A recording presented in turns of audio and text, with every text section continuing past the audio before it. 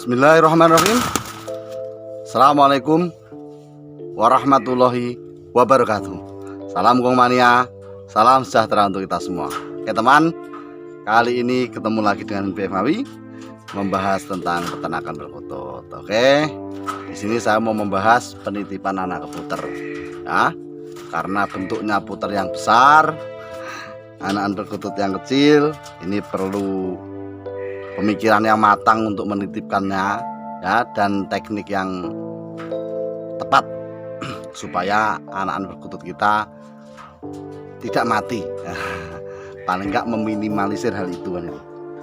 Oke, yang pertama jangan lupa ya subscribe, nyalakan lonceng, tentunya like, share ke teman Anda yang sekiranya teman Anda juga hobi dalam beternak perkutut supaya menambah wawasan tentang penitipan anak perkutut ke puter. Karena penitipan anak perkutut ke puter adalah salah satu teknik untuk percepatan dalam beternak, ya.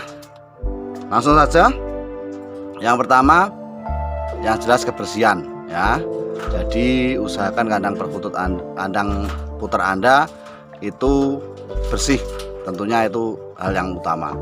Yang kedua, ukuran kandang jangan terlalu lebar, ya. Ini tempat saya ini, nanti yang terakhir saya kasih gambarnya. Yang terakhir saya lihatin supaya lebih jelas. Ukuran kandang nggak usah panjang-panjang. Ini tempat saya cuma ketinggian 50, ya, 50, panjang 60, tinggi 50, terus panjang ini kalau nggak salah 60 atau 70, lupa saya. Mundurnya 50 atau 60. Intinya ketinggian. Kalau panjangnya ini agak panjang nggak masalah, 60, 70, 80 nggak masalah panjangnya. Kalau tinggi jangan terlalu tinggi, karena kalau terlalu tinggi akan sangat berpengaruh dengan keadaan anak-anak perkutut kita, ya. Karena perkutut itu kalau gelabak sayapnya sangat kuat ngepaknya. Kalau terlalu tinggi nanti kepakan sayap tersebut bisa mengakibatkan kalau mengenai anak perkutut kita bisa mengakibatkan cedera atau bahkan kematian, ya. Itu yang pertama, ukuran kandang. Nah, yang pertama kebersihan, dua ukuran kandang. Nah, yang kebersihan saya ulangi lagi, jangan lupa air minumnya, ya. Air minumnya ini, nah ini air minumnya ada biru ini. Ini air minumnya usahakan bersih terus. Kasih obat untuk ayam yang sekiranya untuk antiseptik. Bisa antiseptik terus. Untuk daya tahan tubuh bisa Vitacik ataupun sejenisnya. Intinya dibaca kegunaan obat tersebut untuk antibodi perkutut kita dan puter kita. Jangan lupa obat cacing. Obat cacing itu diberikan seminggu sebelum anak-anak kita disapeh. Anak-anak perkutut kita disapeh sebelum seminggu, berarti umur sekitar 3 mingguan, hampir 3 mingguan kita kasih obat cacing di minumannya. Supaya apa? Supaya ketika kita sapeh anak-anak perkutut kita terhindar dari cacingan, karena puter itu jorok, mau makan kotorannya sendiri kan itu, ya. Oke, lanjut. Yang ketiga, perkutut puter apa yang bagus untuk titipan. Semakin bodoh puternya semakin bagus kan itu. Jadi lucu dalam beternak itu. Semakin bodoh puter kita berarti semakin pandai untuk penilaian kita kan itu. Karena apa? Semakin mau dititipin anak-anak perkutut, semakin mau ngelolah anak-anak perkutut, berarti kan semakin bagus. Oh, dia bukan anaknya sendiri tapi dilolohan itu. Ya, jadi nggak ada kriteria bagi saya, ya, nggak ada kriteria puter apa yang paling bagus untuk titipan, ya puter yang sudah terlatih, ya. Nah, untuk warna nggak ngaruh, ya. Yang ketiga ini warna nggak ngaruh, baik ini putih, kata orang putih itu nggak bagus, ya, tergantung orangnya latihnya bisa atau tidak, gitu aja, ya. Kenyamanannya nyaman atau tidak, itu saja bagi warna puter. Nah, cara menitipannya bagaimana? Yang keempat, Untuk penitipan keputer, kalau mempelajari ya, kalau mempelajari pertama kali alias diri ini usahakan kita nitip anaknya satu dulu ya, jangan bebarengan. Kalau bebarengan ngajarin kok bareng-bareng, nanti ya, kalau puter kita agak kesit bahaya ya, bahaya dia ngelabak remek anak-anak. Jadi hari ini ditipin satu dulu. Nah, penitipan pertama ini perhatikan betul-betul ya. Pertama, sebelum anak-anak itu dititip, kalau Anda pertama kali nih ya, ini yang saya jalankan, telurnya diambil satu dulu ya. Telur puter itu diambil satu dulu, dipecah,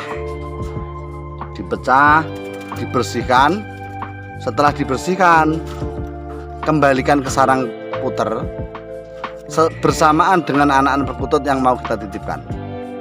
Nah ya, jadi ya intisarinya menipu puter kita supaya dia berasumsi bahwa telurnya menetas dan itu anak-anaknya.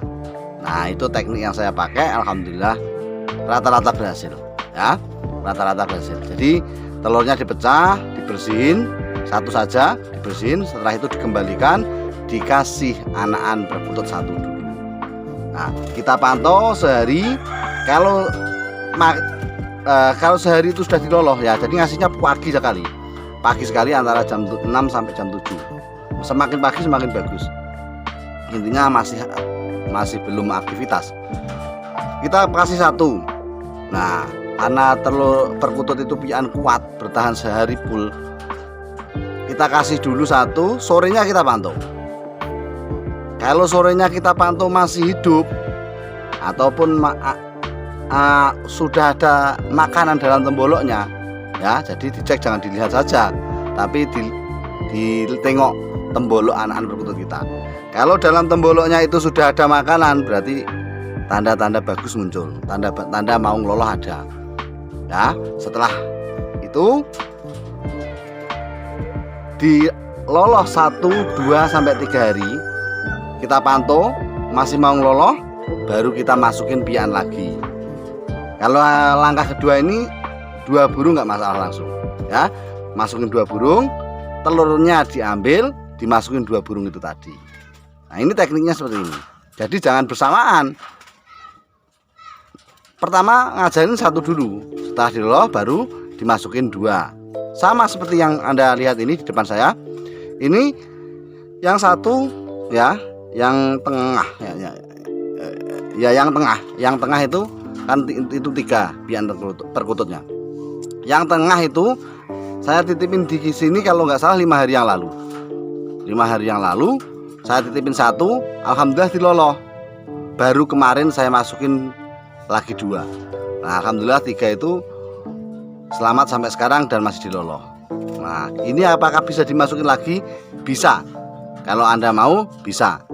Tapi ya itu tadi, saran saya pemantauan harus mantap, harus betul-betul dipantau tenanan. Dipantau betul-betul supaya kita tidak teledor. Jadi diloloh tidaknya kita pantau. Kalau tidak diloloh, nah misalnya ini sudah 3, dititipin lagi 2. Nah, sorenya pagi tadi dititipin 2 lagi ya misalnya, jadi 5 toh. Sorenya kita cek. Kalau ada salah satu anakan itu nggak ada isinya, bantu loloh tangan ya, dibantu loloh tangan, kembalikan lagi. Biasanya sepengalaman saya nanti mau loloh lagi. Nah, ada yang tanya lagi, Mas kalau gini Mas, puter kita sudah angkrem, anaknya sudah menetas. Nah, apakah ini bisa dititipin perkutut bersamaan dengan ngeloloh anakan puter aslinya? Bisa saja, karena saya sudah mempraktekkan dan nanti saya lihatkan.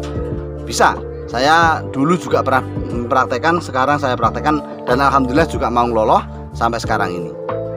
Nah, kita lihat anaknya seperti apa, nanti saya lihatkan pelan-pelan saja karena puter ini masih sangat agresif.